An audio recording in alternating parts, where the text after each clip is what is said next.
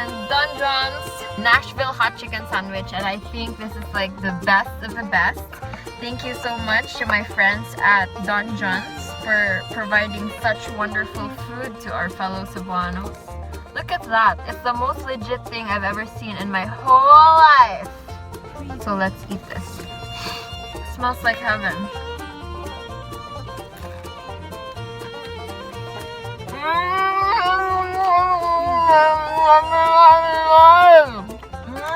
Look at that. The coleslaw is so good. The chicken is so good. So juicy, so crunchy, so flavorful. Seasoned really, really well, I swear. Ito pareha ng uban na ikaw ni mo ang unod tabang. Ang panit na naikuan. Timpla. Kani siya day. Kani siya day.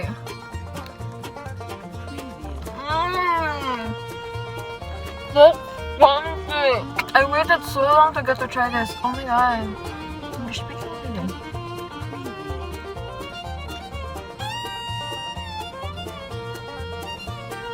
Oh my god.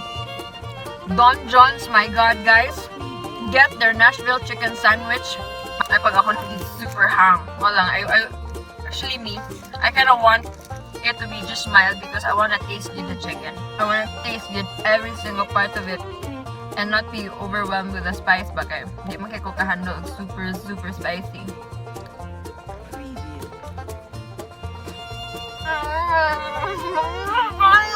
It's $235 and it's worth all your money good.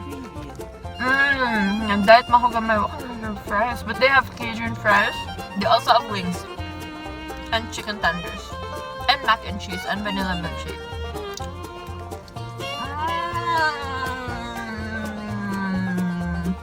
I think I can taste cheese, but I'm not sure if it's cheese because I can't really find it.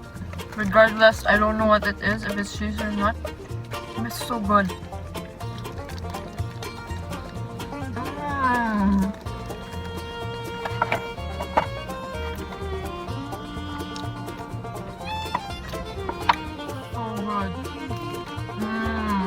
So if you just want like to order really good food, stay at home, Don John's delivers.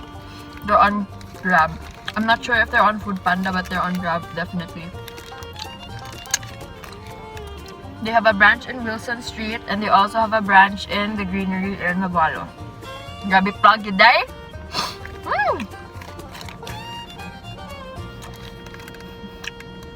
I think there's a cheese sauce.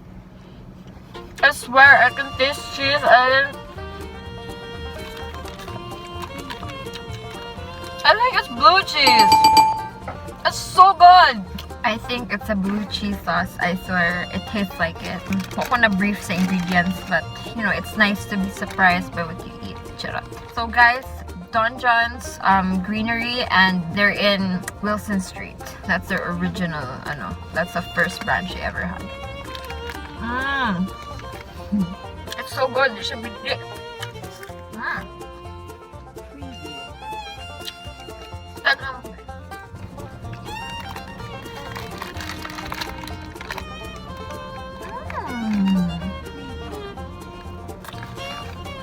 So worth your money. I used to like my favorite chicken sandwiches blank, but now Don John's. Keep up the good work, guys. Bye.